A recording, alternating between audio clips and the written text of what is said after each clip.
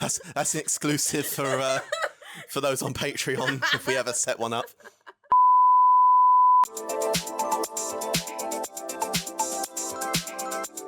Greetings and welcome to Hot House Drag. May we please remind you that this episode could contain strong language and adult themes. So, if that's going to be an issue for you, may we kindly suggest that you off immediately.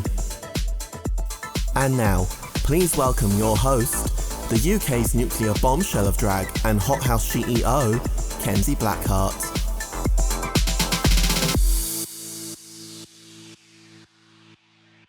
Hello and welcome to the HotCast, the official Hot House Drag podcast.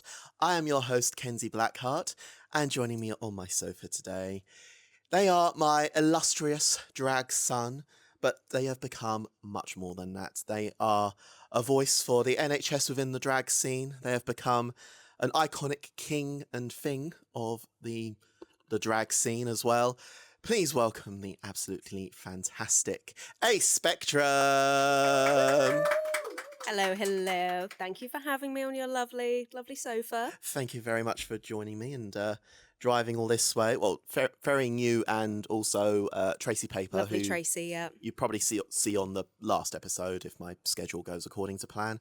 So how are you? Are you all good?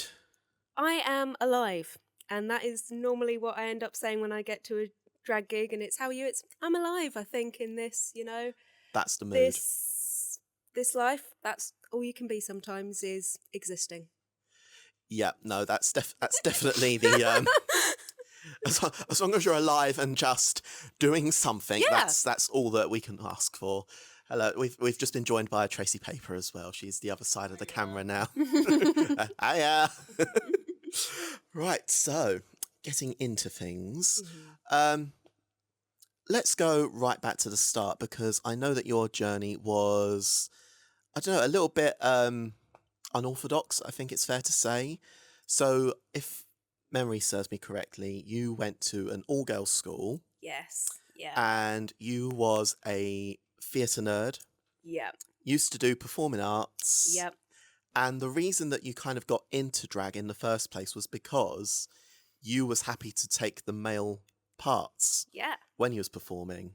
Yeah. So yeah, did a lot of musical theatre. There was like a little Saturday school that I did. And in that, like a lot of theatre sort of was at that time, very like female dominated. And I did realise that I was not the best of the female singers, and that's fine. But we only had like one or two guys in the group, so they would take, the male lead character, and that would often leave the villain, which I was more than happy to do. So I got to be Audrey 2 in The Little Shop of Horrors. Work. Other illustrious characters I had was the male announcer in High School Musical, and also Edward's dad in Twilight the Musical. So very, very illustrious theatre career. So that's like way off Broadway, Twilight the Musical, off Broadway. Yeah. So far off of Broadway that it's a distant memory. But yeah, but it all sort of started with Oliver the musical, which I loved, the old like 1960s version, and that was sort of like my drag awakening of looking at that character and not being like, as like a young girl, not being like looking at that person being like, oh, I want to date them, oh, they're a pretty guy. It's like I want to be that person. Like Yeah. I wanted to be the Artful Dodger to the extent that I did for a while speak in only a Cockney accent and try and pickpocket my peers. It's called method I acting. was dedicated to this role. Yes, that exactly. I never even had, but I was, yeah. That was sort of where it began, really, was wanting to be the Artful Dodger. I mean, that's one way to manifest a role for yourself. So Yep. that's why I keep doing a Cher impression, because I'm hoping for her role in Burlesque the musical at some point. So either that or Matron Mama Morton. Actually, that's kind of what I'm also giving today. Bit of Matron Mama Morton. Probably not as good as Jinx Monsoon, but No. a girl can hope. So you sort of got in through the musical theatre route, which is again, I suppose really there's like three routes in with drag. There's like musical theatre, there's obviously like Halloween, and then Yeah. there's just Pride and stuff like Yeah. that. So yeah, I think you're the first one that actually maybe got into it through musical theatre, which is Yeah. interesting. So like I said, you also went to an all-girls school. How was that experience for you? It started off okay, and then like puberty time hit, Hmm. and then it was very cutthroat. I will say, not helped by me being the sort of strange theatre kid. Top tip: if you're trying to make friends, it's not a good idea to come up to and be like, "Hi, here's this script that I wrote. Should we put on this little show together? And I've written you all different parts." Like, that's strange. That is a child that, not saying deserve to get bullied, but I can understand. Yeah, in hindsight, hindsight, that was a choice. Choices were made. Choices were made. And am I also, because that triggered again a memory for me. Was that something like Twilight the Musical, that script, or was it some sort of fan fiction script, if I'm remembering correctly? I think the first one that I wrote was, it had all the songs. It was like a jukebox musical with the songs from The Who. Okay, yeah. But it was set on an island with a volcano, and the main four characters all had elemental powers. Okay.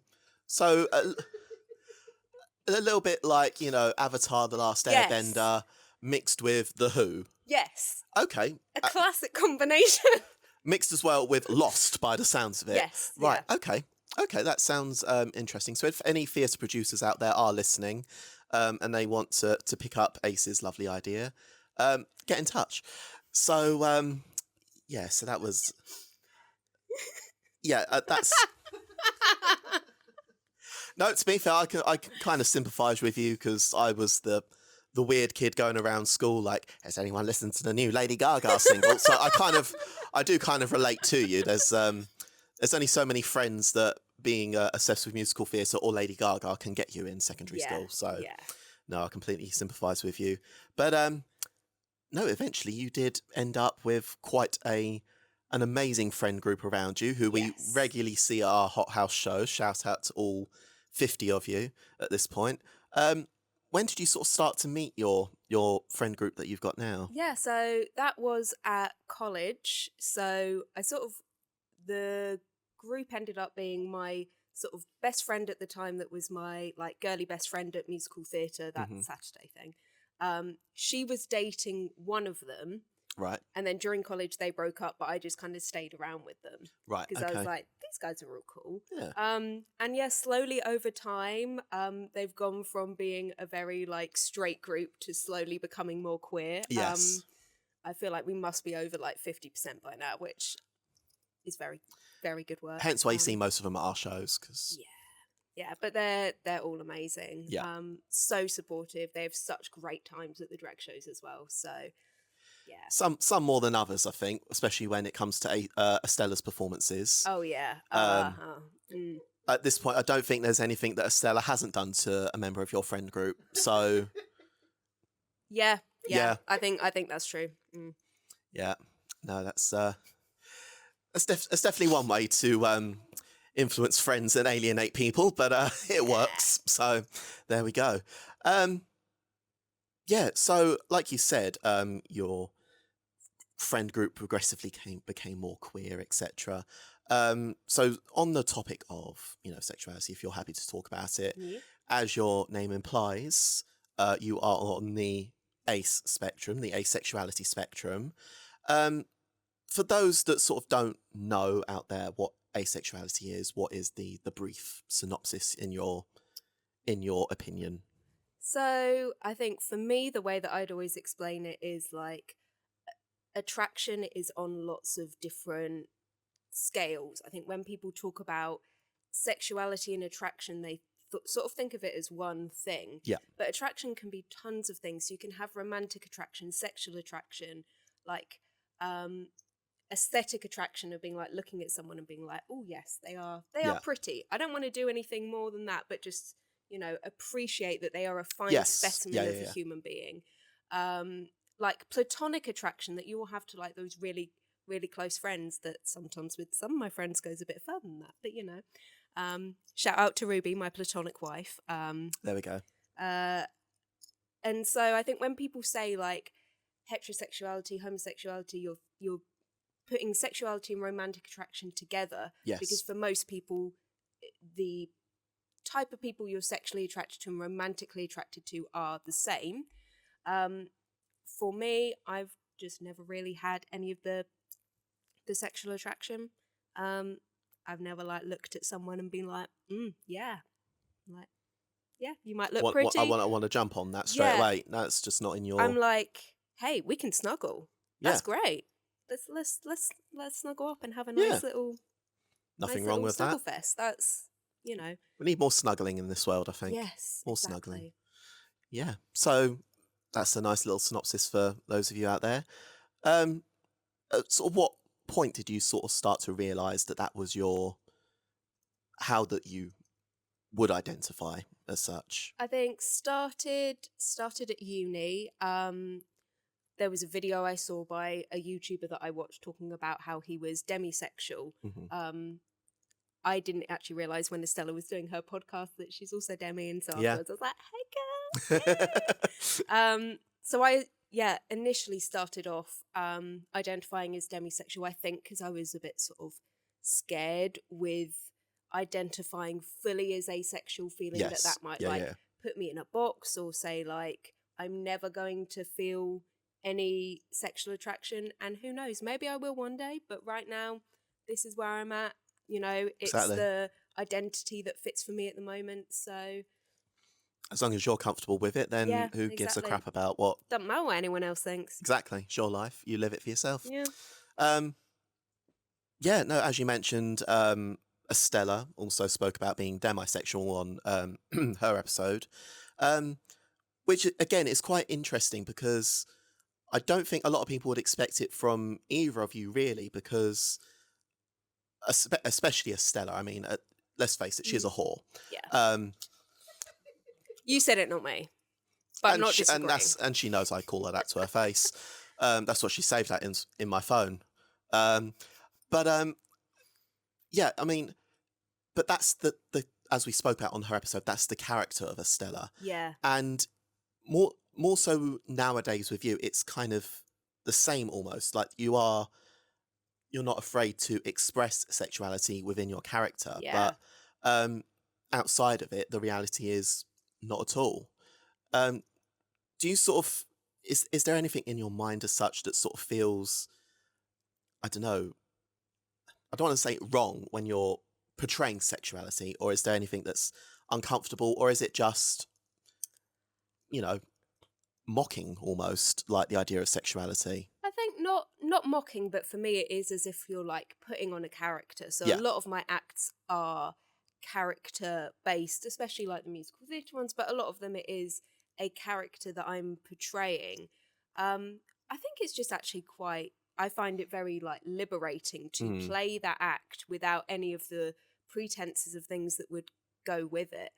And it's actually made me as a person feel more liberal. Like there was a time I was not like uncomfortable in my body, but I felt very much like showing any of my body was a very like sexualized thing. Yes. So doing something like the burlesque number that I did at Hot House in Valentine's, where essentially I was down to like pasties and a thong, I could never, like in my teenage years, have thought that I would get up in front of people and do that, because I just would have thought that is, you know, putting yourself out there too much. But actually it's more of the performance art side of it than anything else. Yeah. And that's something I don't think a lot of people do understand, is that when we are our drag personas, it is literally a persona. So just because we are, you know, portraying anything sexual on stage, that doesn't mean that we're going to come off stage and we're going to be, you know, looking for trade in drag. I mean, some of them do, that's up to them. But again, for speaking for myself, that's never been my No. thing. I've never had a thing about wanting to have sex in drag. That's just not me. But I do sometimes do sexual stuff, not sexual stuff, but portray sexuality on stage. Mm. A lot of sexual jokes. If you haven't been around me for a while, then I do a lot of sexual jokes. I know the peanut gallery looks shocked right now. I know I've never made a sexual joke in my life. Never ever. Cut to a clip from the last Christmas show. But no, I think it's good to talk about that sort of thing because it's making things clearer in people's minds. And I mean, one of the things I love is the amount of people that will come up to me afterwards and just say, I'm really confused about what I feel when I look at you. And I love that because I'm confused so often when I'm with my own feelings of things. So if I can make other people also confused, that's exactly. Great. Because if you can't confuse yourself, how the hell are you going to confuse somebody else? Can I get an amen in here? Amen. Thank you, Peanut Gallery. I think it was one of the shows I think when I was doing the Freddie Mercury. Yes. And Scarlett backstage was like, am I straight? She's like, I've never thought about like vagina that way before. It's like, just need to put a moustache on it and there you go. There we go. But to be fair, going on a bit of a tangent, I think that is also a thing that a lot of people do need to, again, talk about, is that it's not, I don't think, necessarily an attraction to penis or vagina. Yeah. It's an attraction to masculinity or femininity. Yeah. Again, talking for myself, I do find attraction in trans guys. I'm attracted to masculinity. Yeah. So, while we're on the topic of sexuality and all its different spectrums, just don't be afraid to explore who you are and explore the world. There's lots out there. So moving on as well to your very lovely friend group. Yes. In the nicest way possible, y'all are a bunch of nerds. Yes. Which I love because find that there's not too many nerds in drag, or if there are, they're often closeted. So what kind of stuff are you into? I know it's like usually like the typical Dungeons and Dragons. Yeah, we love Dungeons and Dragons. Anything high fantasy like Game of Thrones, Lord of the Rings. I'm a big Star Trek fan. We're just little nerds. Love that. Little nerd culture. I was going to say, I'll expand upon it now, but later when you've got the like the quick fire thing, I've got a great story from Dungeons and Dragons, which is why I'm absolutely bricking this section because I'm terrible on the spot. Right. Okay. In old school 3.5 Dungeons and Dragons that we used to play, you had like 5 seconds to say what you wanted to say during combat. My character needed to get across this really important point in these 5 seconds. And so the person goes like, you've got 5 seconds, go. And I just burst into tears. I just cried. I just could not handle coming up with something on the spot. So that bodes really well for later. Lovely. Well, look forward to that later on, everyone. And also, I say I gather, but I know for a fact because we're all about to go and see My Chemical Romance next year. Yeah. There's also a lot of emo music connection amongst you all. Yeah. Any particular bands outside of My Chemical Romance, or is it just? I think for me, My Chemical Romance was the main one. Other people in the group have much more varied in their emo music taste, but we were all just that little sad teenager at some point. It's the dichotomy of teenage years of, half musical theatre, yay, and half, my life sucks, even if it didn't always, but, it still felt like it. Yeah, you need the dark with the light, though, exactly, don't you? Yeah. So get a bit of both.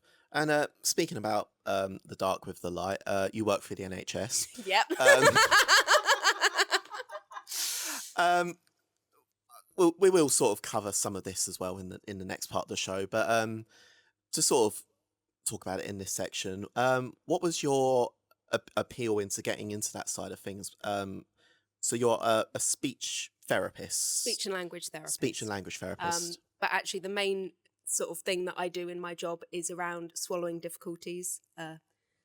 Laughter from yeah. I knew somebody was not going to be able to manage to keep a straight face. A problem that Estella doesn't have. I'll make the joke. It's exactly. I'm pretty sure there was a whole section of the roast that I did that was all about, no swallowing difficulties, that sort of thing. To be fair, you killed it at the roast. Thank you. Literally, like, one of the tops that evening. Thank Absolutely you. brilliant. Yeah, I mean, I initially thought I was going to go work with kids in like special needs schools. When I was about like 15, I did a placement in a special needs school, loved it, and was like, that's where I want to go. Also thinking like, I love English, I love drama, speech and language, that sounds great. And then realised it can be much more medical than that. But I love working in the hospital. The first placement I did on the stroke unit, I was like, I love this. I love the medical side of it. Just getting to work with people and hear all their different stories I love it. And also the, being a bit of a detective sometimes of trying to work out why someone's got a certain difficulty and unpicking everything is bit of detective work as well. I like that. Yeah. I like that. That's really interesting. I imagine that you get a lot of interesting stories through either firsthand or through the grapevine working in that environment. Oh yes, yeah. But obviously, patient confidentiality. Share what you want, but also patient confidentiality. Yes, very important. Life in the NHS is an interesting one.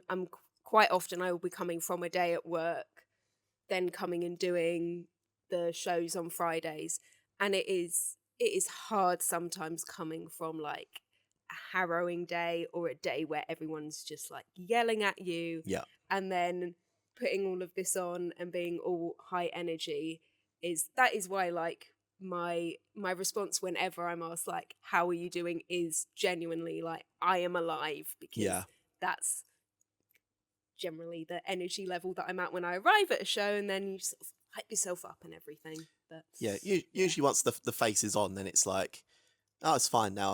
I've got my other mask on, so I can get through this. It's fine. Unless it's Christmas last year where everything was going wrong as I was putting on my green Grinch makeup and just crying. Yeah, and I do still profusely apologise about that one. So little behind the scenes story, but so it was not this Christmas show, the last one, and you did a Grinch act, and we're backstage at Hot House, and we're all just getting ready as we do, as you would imagine backstage, and I look over at one point, and I see that you're crying, but you're like smiling. So in my autistic brain, I'm thinking, oh, maybe he just got some glitter in his eye.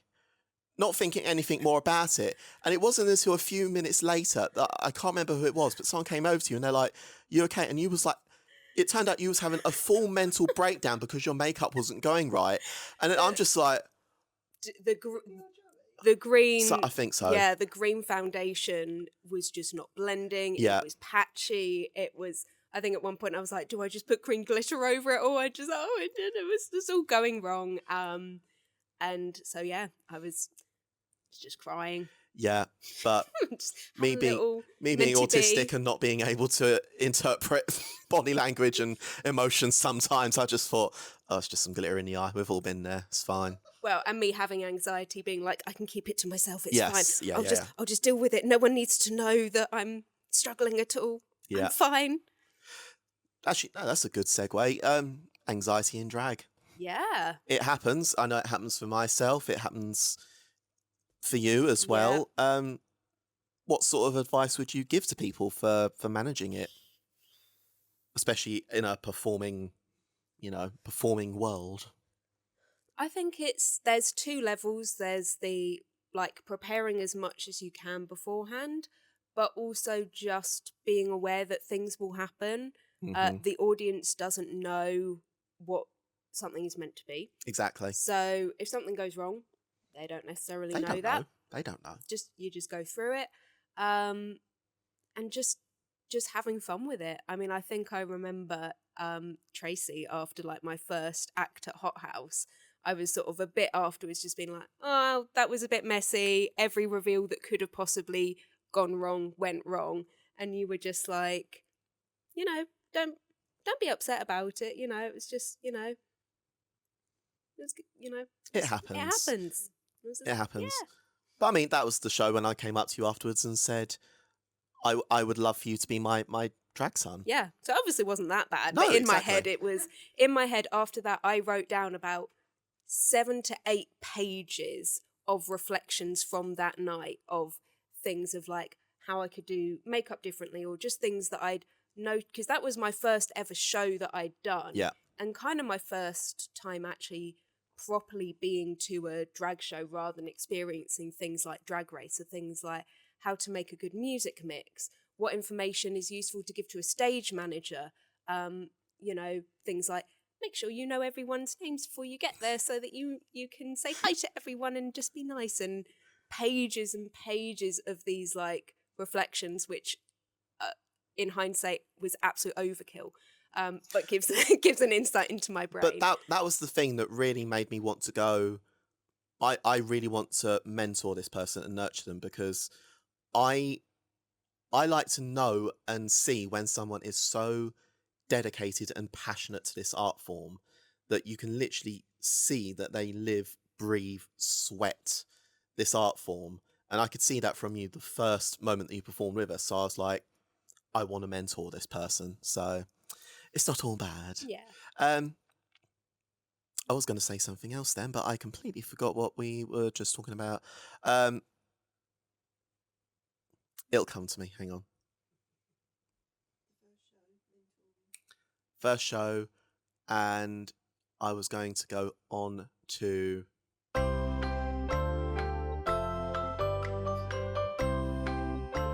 insert the countdown music here. Anxiety. I'm doing a great job right now with giving you word finding strategies, which is literally my job as a speech therapist. know. I'm not on the clock right now. I don't need to help you out here. See, they're just that good that they just help. That was going to be it, because so you're thank you Jake.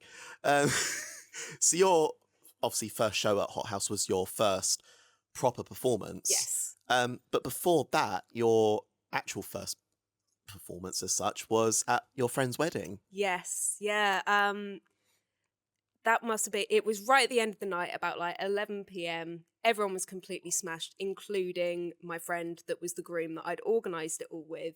And it was for Ruby, my like platonic wife, my wife in another life, we say.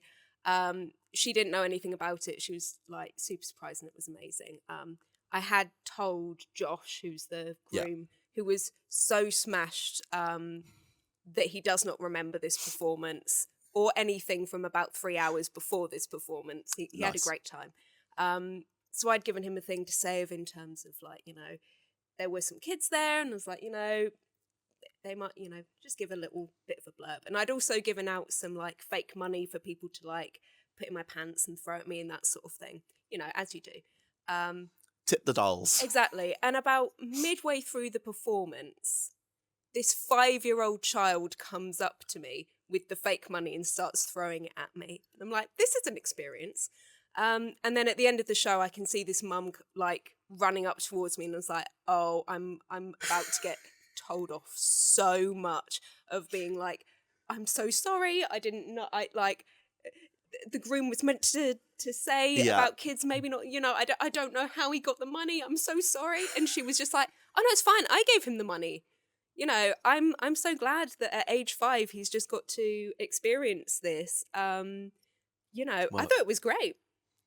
I was so relieved because I was so ready in that moment to get someone absolutely yell at me. But then again, Yeah. the sort of people that are friends with my friends aren't that sort of people anyway. Yeah, no, if Yeah. to be fair, knowing your friend group, if someone did have a problem with it, They probably wouldn't have been at the wedding. yeah, I imagine they wouldn't be in the friend group for long. Yeah. So, no, that's that's reassuring So, at least. I've been tipped by a 5-year-old. That's Tipped with money, not like tip with cow money. tipping. Tip with money. Yeah. We're not doing cow tipping over here in the UK. I wish we even did money tipping. Really, that'd Yeah. be lovely. Throw us a $5 from time to time. Just in pound coins. Yeah, just lobbing pound coins straight at us, point blank range. I mean, that's one way to spice up a drag act. Yeah. If it's if Yeah. it's a little bit dull or whatever, just start lobbing pound coins at us. Flip a 50p. Yeah. Toss a coin to your Witcher. Is that Yep, the that line? is correct, yeah. Thank you. See, I know nerd There you culture. go. Look at me being a big nerd. And on that note, we are going to go for a very quick break, and we will see you right after this. Bye, my lovelies. Bye. She was keeping that one in.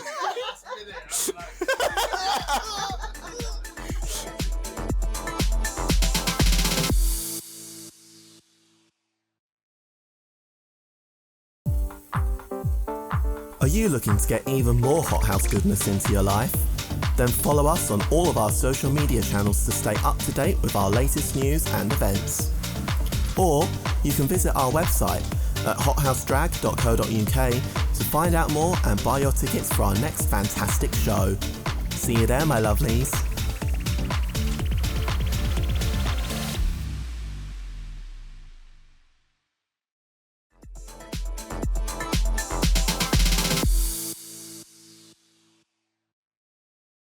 Hello and welcome back to the HotCast. I'm still joined on my sofa by the illustrious Ace Spectrum. And we are now going to go into a segment called Audience Questions.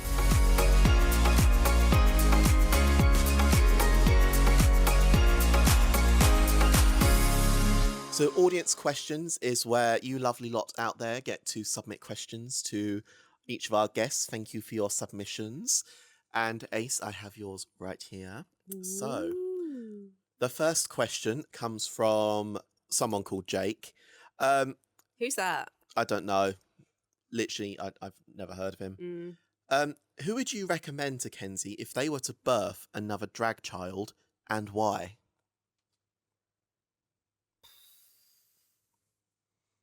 I should say this isn't an official audition. This is just Ace's opinion, but I'm not currently brooding, so. That's tricky. It's tricky because I think there's some loads of really awesome performers at the moment, but a lot of them are like already taken. Yeah. So I'd be probably by Stella. Well, or by your drag daughter Dion. Yes. I've been working with the House of Slay loads. Like over the summer, we did like a pride routine together. They're just all really great. Yeah, she is a grandmother. Yeah. If you can't tell from this look, this is Kenzie at 50 doing her first comedy special.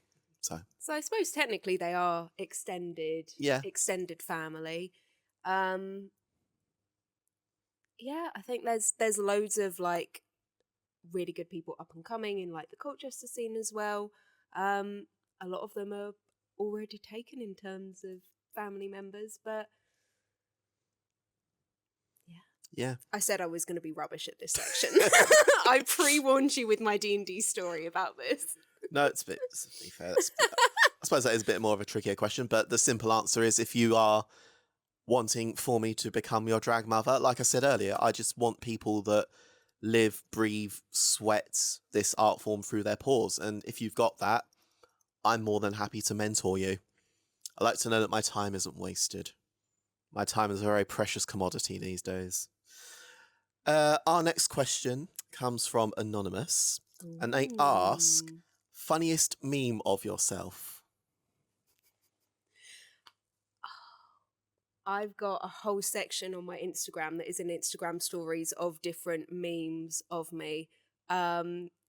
there's one with your dog that is a picture of me at a show where I'm sort of looking at the camera like, and I just look like this, like your yes, dog, yeah, absolutely terrified. yeah. Insert, like, I'll send you it. So like, insert picture somewhere. Maybe I'm just making more job for you as editor now. Oh, it's fine. I got all the jobs from Barbara's episode, so that's fine. There's always the classic ones of my spaceman performance where I'm sort of like on the chair with a particularly lovely face, with sort of one I think of a exercise routine where I'm there like mid squat. Again, I love insert pictures. I insert all the pictures. I love when people make memes of me or when I make memes of myself. I just think that's great fun. I'm very happy for any picture of me to ever be like a reaction picture. Love that.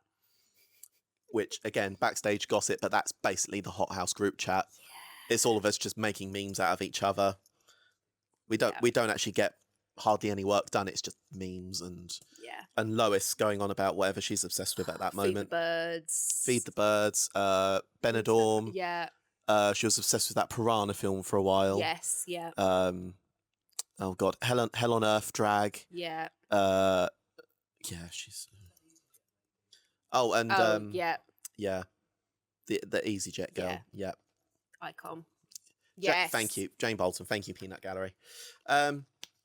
Next question comes from Gunzia. I hope I'm saying that right. How do you find working in healthcare combined with drag? How difficult is it to balance? I know we kind of touched on that a little bit earlier, but I think it was probably only in the last like year or so that I started telling some of my colleagues at work that I do drag. Obviously, I'm not like with patients. It's not something I'm particularly going to be talking that much about. I mean, everyone's been super supportive with it. I think there's some like similarities in terms of, got to be very dedicated to things. I like to bring that sort of like focus on checking in on everyone that I suppose is my life in healthcare as well. Yeah. Always want to be very considerate to like our awesome stage managers and make sure I'm not making people's lives too difficult. But again, that's also my anxiety. People please aside. A lot of stress. A lot of work for not a lot of money. Yeah. Yeah. A lot of I didn't steal these from work, I promise. Lot of inappropriate grabbing and touching and yeah, we won't. A lot of alcohol as well, but for different reasons. Yes, different. Yeah. Yours is medical alcohol. We're just selling vodka shots. So yeah, slightly different. Yeah. Yeah, no, it's there's in the Venn diagram of things. There's a lot of crossover. Yeah. So. Yeah, exactly. Our next question comes again from Jake, whoever that is. Who are your drag king inspirations? There's a lot. There's Landon Cider from Dragula is incredible. Yeah. I love the theatrical elements that they bring as well as the masculinity. This is where like my brain just has now gone completely blank. This is what I was saying about like I'm so terrible on the spot. And also as a speech therapist, it's like all words have now just completely exited my head. Obviously Joey as like in the local scene is amazing, and Mike in Colchester. There's loads of different awesome drag kings. Yeah, if you want to WhatsApp me a list later, I'll just do like a rolling credits. I've done on my Instagram before a really long list of everyone. But when people ask me on the spot questions, my brain literally just turns into a sieve, and all information I hold just exits. So that's great for that's Q&A section. Yeah, that's going to hold out well for the hot seat. So look forward to that. Our next question comes from Elle, and they ask, what would be your drag mix, costume, and wig combo of your dreams?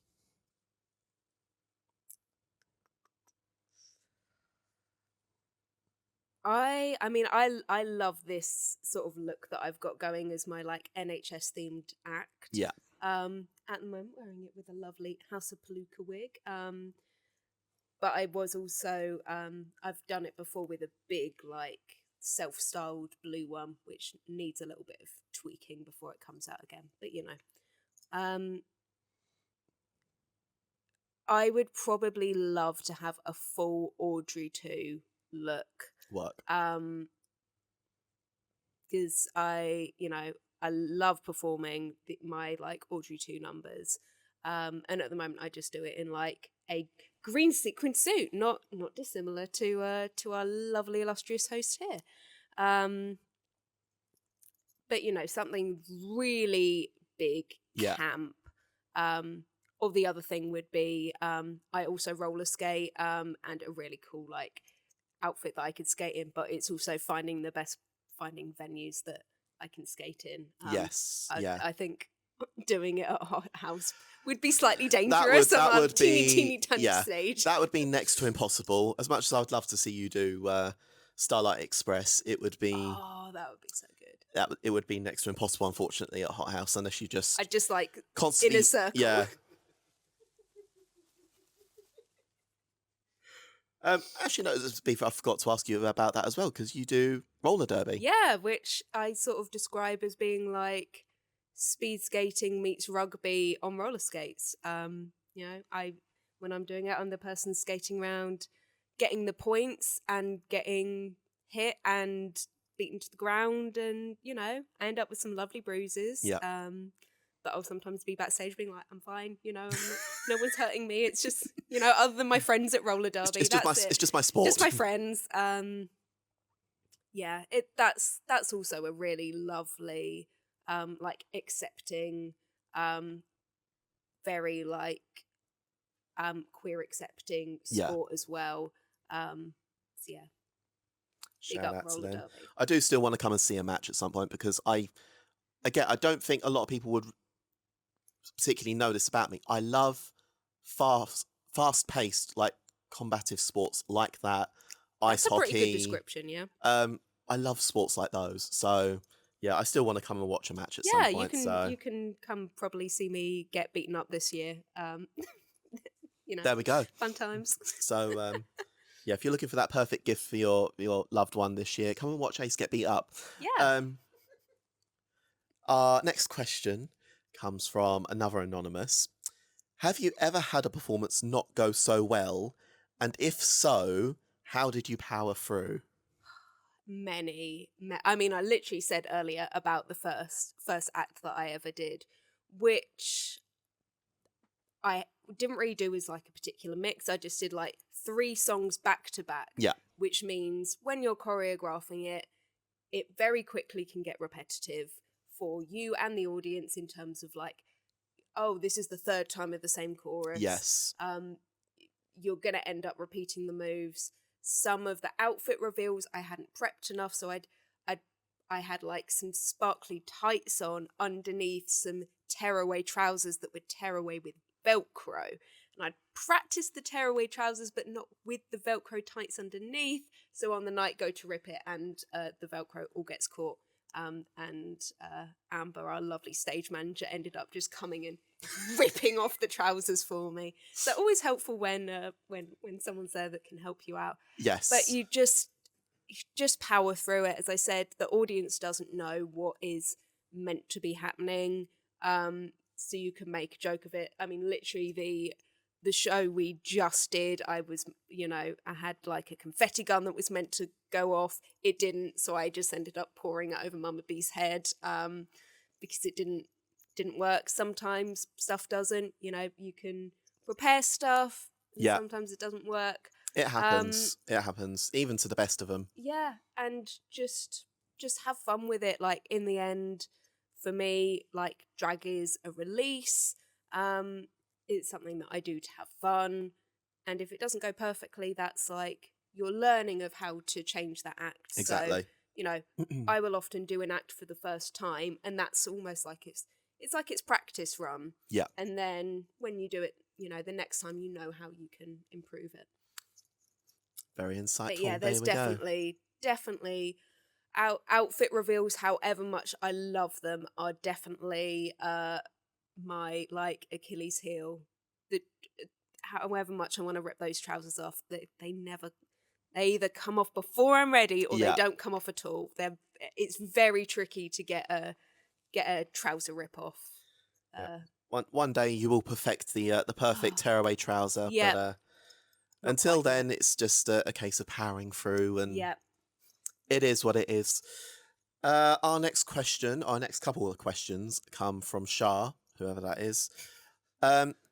So the first one, have you always planned for Ace to be as androgynous as he sometimes is nowadays? No, absolutely not. So when I started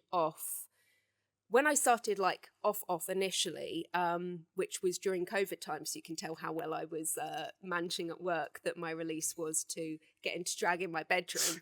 That really shows where my mental state was at that point. Mood. That was very like high concept makeup. I can send over some things here. Lots of like blue face paint stuff, like crazy looks. And then when I started performing, I was more of the sort of thing of like, well, I'm a drag king, so it must be like mask. I can't wear eyeshadow or blusher, it's got to be like the contour, and that's pretty much it. Which has led to some pretty like disastrous makeup looks, I will say, which can also be inserted here if we so want. As I was sort of discovering that, and it's really probably been in the last like year or so that I've really loved bringing that androgynous, again, that sort of gender fuckery, people not quite sure what they're looking at side of things, confusing people sexually, spiritually, emotionally. That's really where I'm finding I like my drag at the moment. So it's really only been recently that I've done that pivot, and it is more of that sort of theatrical side rather than being that sort of like mask side. Lovely. The next question from Shah, they ask, how do you find navigating queen-dominated spaces? Very, very good question. It's an interesting one because I will still, like 3 or 4 years into performing, sometimes get like introduced with like she pronouns. In drag, I tend to go by they. Used to go purely by he when I was in drag, but now go more as they them. But she her out of drag. I mean, I'm okay with that, but I think there is just the sort of the default that is the expectation of a show is that there's drag queens. Not that I've ever had any negativity towards the audience. If anything, like so many audience are always like, that was amazing. We really enjoyed that. I know some people have had things before where they hear people say things like, oh, the king is on, now's the time to go get the drinks. I've like thankfully never had that experience, which I'm very grateful for. 100%. I think it's an interesting one because it can sometimes feel like queer spaces are very dominated by like white cis gay men. 100%. And I like there to be other people's perspectives in there. I think we all as humans bring different perspectives to drag and life, whether that's like cis female performers, whether that's trans performers, people of color, like a lineup that is just like skinny white twinks in wigs, I like to call it. Twinks in wigs.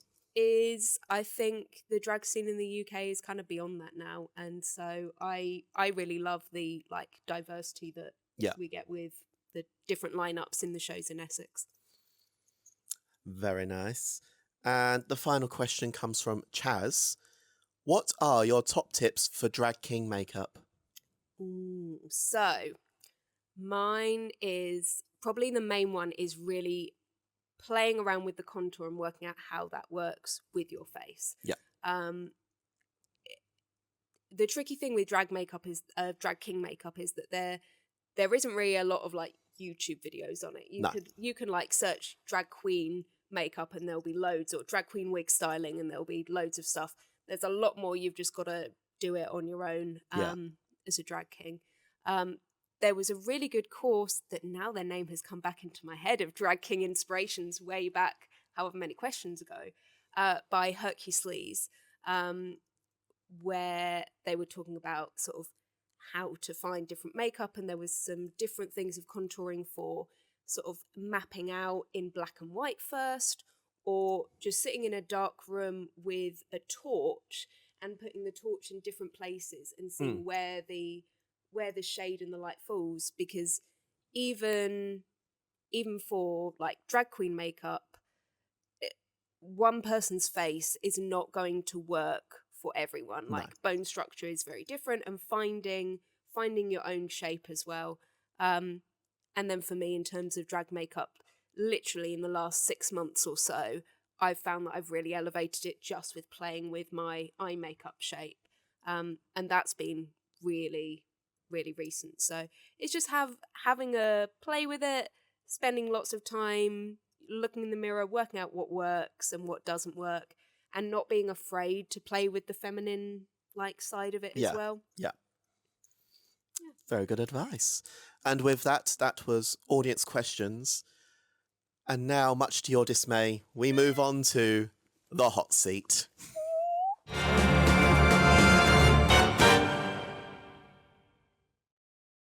I'll go hide in my jacket. So the hot seat is a quick fire round.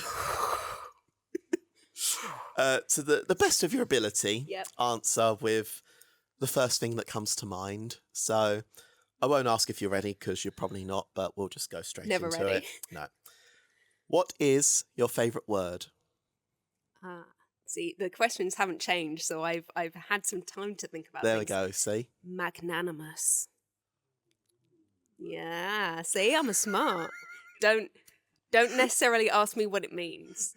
I love the collective great. ooh from the peanut gallery then. Ooh. That's probably the smartest answer that we've ever had on this. But to be fair, you're like one of the few people that have actually graduated university out of all the Hot House bunch, so can't say I'm surprised. With a first. Exactly, yeah. Smart.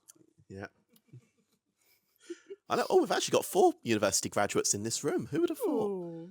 Makes a change for once. Apart from it just being me, you know. I can't say shit. I graduated in making pretty dresses. So, what is your least favourite word? Slurp. What turns you on creatively, spiritually, or emotionally? I think innovation, like people that are trying to like always progress things. In the same regard, what turns you off? Bigots and any type of, racist, homophobes, transphobes. No. Why you gotta be a dick? Amen. What sound or noise do you love? I like the tapping sounds. Like I was joking doing the ASMR sounds earlier, but I love. Just a little ASMR.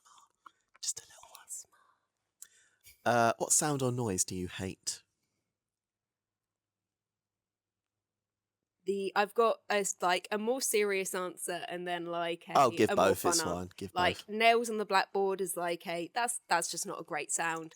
But also just like the sound of the emergency buzzer on the ward definitely like haunts my dreams quite a lot of the time. Like that's never a good sound. There is literally 0 times that is a good sound. Yeah. Or fire alarms. I have like a bit of a like fire phobia. So fire alarms to me is like, I need to get out of the building right now or I'm going to burn to death. Lovely. What profession other than your own would you like to attempt? I'd probably say something in like theatre or like film. At one point I was like, I want to be a script supervisor, or a continuity editor was something that I specifically wanted to be at one point growing up. Again, very smart answers. Yeah, I think I love the world of theatre and film, but like I find the behind the scenes stuff Yeah. so interesting, like stage management side and all that. What profession would you not like to do? Not as much what I wouldn't like to do, but one I think I physically would not be able to do. I could not be like a bin person. I am so like sensitive to some smells, which is ironic given I work in a hospital, because there are many smells that I'm absolutely fine with, but bins is one I am not fine with, and I will like gag viscerally. I struggle. I don't like taking the bins out as it is, so I would, big props to the people that can. I could not. 100%. Yeah. And the final one, if heaven exists, what would you like to hear God say when you arrive at the pearly gates? See, this was one I could not think of coming up beforehand, so it's just going to be what's coming to my head now, which is, hey, bitch. Because I feel like that would just, I'd be like, that's good vibes. Yeah. That I get good vibes from that, and be like, oh, okay, I'm with the right crowd. Heaven is fine here. It's not like the uber Christian, like,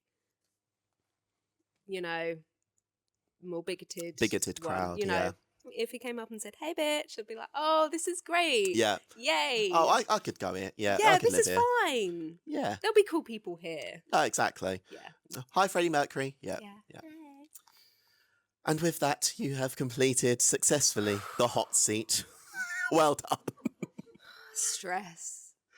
So stressful. And with that, thank you so much for joining me on my sofa today. Thank you for having me. Lovely to just sit down and have a chat. Yep. And we now go to our final segment, which is always happy endings.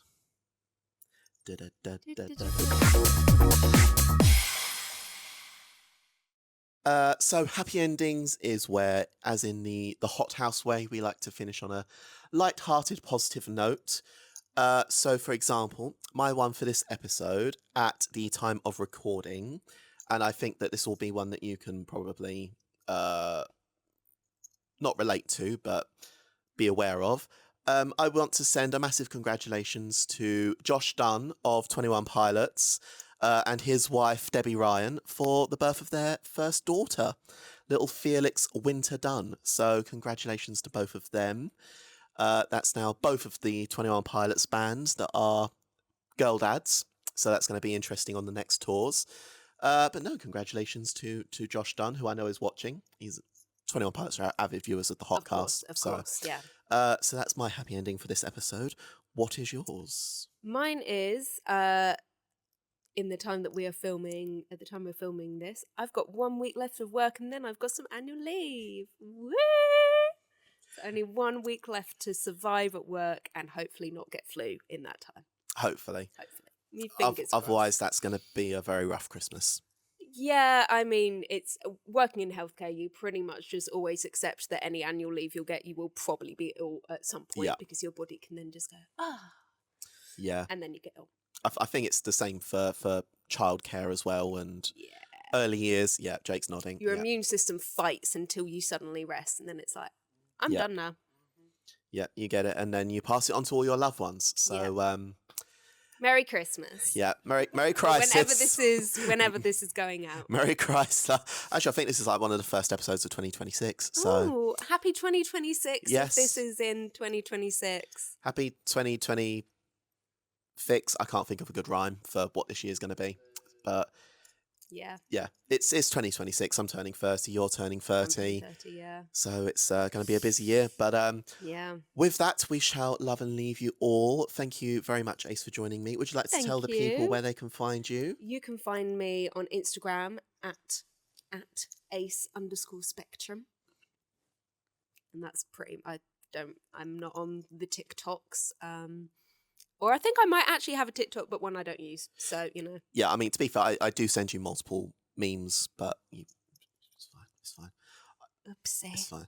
To be fair, there's so many friends I've got where I just throw memes at them and just see if they respond to them, but it's all right. Yes, thank you again for joining me, and thank all of you for listening, watching, wherever you may be.